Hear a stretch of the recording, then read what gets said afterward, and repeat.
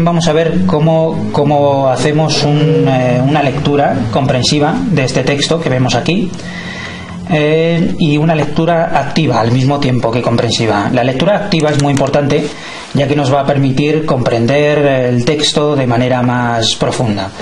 Vamos a seguir unos pasos. En este caso, lo primero que tenemos que hacer siempre es leer el texto, leer los títulos y subtítulos del mismo, como vemos aquí, las transformaciones económicas y sociales, el subtítulo, que son los cambios económicos, y finalmente fijarnos en las palabras que estén en negrita, ya que resaltan por su interés dentro del contexto.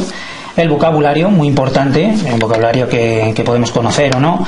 Y finalmente nos tenemos que fijar también en los diagramas, mapas, flujos o toda figura que nos pueda ayudar a completar el texto y a comprenderlo mejor, ¿no? En mayor profundidad. Siempre que hagamos una lectura tenemos que seguir 3 pasos. Primero, hacer una lectura que podemos llamar exploratoria.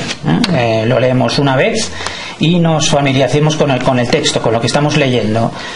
Lo contextualizamos, siglo XVI, hablamos de la expansión del comercio, hablamos del Nuevo Mundo, hablamos de la producción industrial, del Mediterráneo como zona donde se producían los mayores intercambios comerciales, transoceánicos de la zona, etcétera, etcétera. Entonces vamos aglutinando un poco lo que son los conceptos más relevantes en este texto y nos ayuda, como hemos dicho al principio, a comprenderlo mejor. Ya en esta primera lectura preliminar podemos hacer un subrayado suave, liviano, en el que vayamos indicando algunas de los elementos más que nos pueden ayudar a contextualizarlo. Por ejemplo, aquí, siglo XVI, siempre si estamos en historia, esto vale también para lengua, vale para otras asignaturas de letras, pero cada una requiere que escojamos los elementos que más nos ayuden a contextualizarlo. Podemos indicar que aquí la economía, ¿veis? Economía seguía siendo rural, pero ya os digo, en un subrayado muy suave que nos vaya ayudando a meternos en lo que realmente, a enterarnos realmente de lo que nos están hablando. En la segunda, vamos a hacer una segunda lectura, y aquí ya en la segunda lectura sí vamos a subrayar con mayor firmeza aquellos conceptos que nos ayuden más. Ya hemos pasado la etapa de contextualización, que se basa, como hemos dicho, en el siglo, la época en la que estamos, países o zonas involucradas en estos hechos, etcétera. Y ahora ya pasamos a un subrayado más importante. Si queréis, lo que podéis hacer es subrayar con una línea aquellos elementos que sean importantes y con 2 líneas los que sean aún más importantes, con lo que conseguimos jerarquizar las ideas del texto. Es importante que en cada texto podamos tener una jerarquía de ideas que nos conducirán nuevamente a entender mejor el texto en más profundidad. Y por último, en la tercera lectura, pues podemos hacer notas o escolios en los márgenes del libro, o bien podemos utilizar una libreta externa donde vayamos haciendo un resumen o vayamos apuntando aquellos elementos que nos parecen más específicos, como algunos de los que aparecen aquí. Vamos a verlo más en detalle. Siglo XVI encontramos, siempre tenemos que subrayar como si fuéramos a enviar un telegrama, obviando siempre artículos determinantes, adverbios o oraciones o relativos de oraciones subordinadas que no nos van a servir para llegar a la oración con sentido. Por ejemplo, aquí vemos siglo XVI, economía europea, estamos contextualizando, como hemos dicho al principio. Sistema rural de economía, ahí tenemos una idea que nos va a ser muy importante para posteriormente construir el mapa conceptual. Mayoría de la población, como siempre, como veis, mayoría población fuera ciudades, lo veis, ¿no?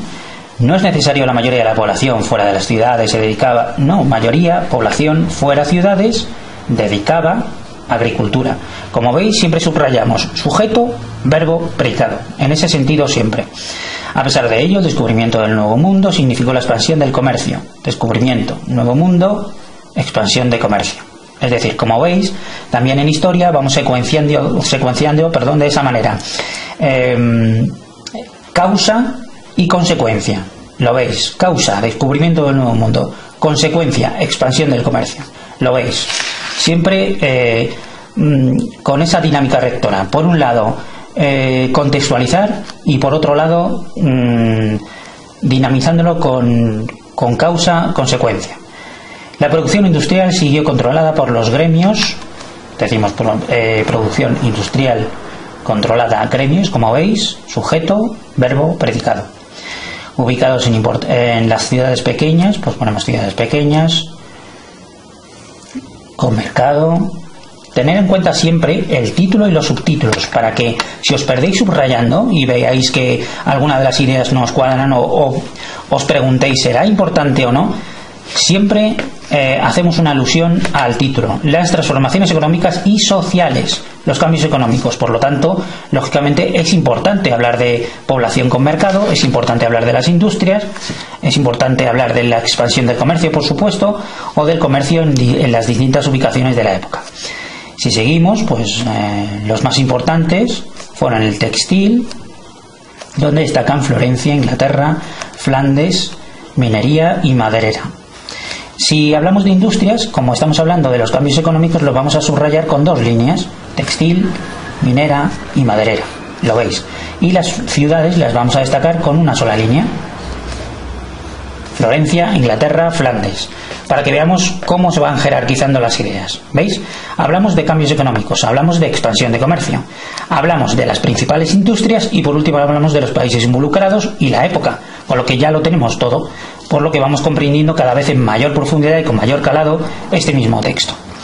Seguimos. El Mediterráneo siguió siendo una zona comercial clásica de Europa. Ahí simplemente subraya el Mediterráneo, que como veis ya viene marcado en negrita. En sus puertos se iniciaban las rutas que iban de oriente, por tierra, por mar, y se unían a Milán y Florencia. Pues podemos poner puertos, iniciaban rutas, oriente, mar, unían Milán, Florencia. Siempre que haya en el subrayado involucrados un sujeto, un verbo y un predicado. Y siempre en la secuencia que os he dicho antes: causa, consecuencia. Por último nos habla del comercio transoceánico, que lógicamente se dio al abrir la nueva vía del Atlántico y que dio como resultado, como vemos aquí, pero el descubrimiento estableciéndose en este momento las rutas dominantes durante toda la Edad Media, etc.